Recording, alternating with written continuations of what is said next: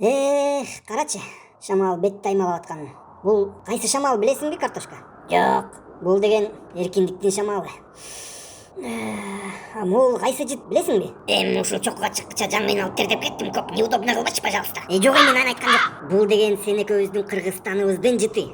Ылдыйда майда чүйдө проблемалар менен жүрө бербей, кээде ушинтип тоого чыгып, бийиктиктен өз мекенибизди карап турсак, эгемен деген сөздүн баасын так түшүнөт белек дейм да. Чын эле, бийиктикке чыкканда оюңда бийиктеп, көп нерселерди ойлоно баштайт экенсиң, iya. Мына сен башында канча-мынча пропаганданы тазалап койдум эле, кичине болсо да ойлоно баштаган турбайсыңбы? Көп, досум, заманча ташып, кыйын өлкөлөр туш-туштан кысып, эл жерибиз тарып бараткан чакта бир жакадан баш, бир жеңден кол чыгарып, ынтымагыбызды бекемдейли.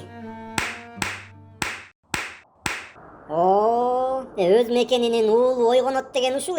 Азамат наконец-то башка бирөөнүн камчысын чаппай, өз жериң жөнүндө ойлоно баштаганың бул сонун нерсе. Мен кай жерде жүрбөйүн, жүрөгүм дайыма ушул тоолордун арасында. Болду, картошка, ашырбыйбе, пожалуйста. Ушул ойдон токтоп кал. Азыр сонун болду да, барычы.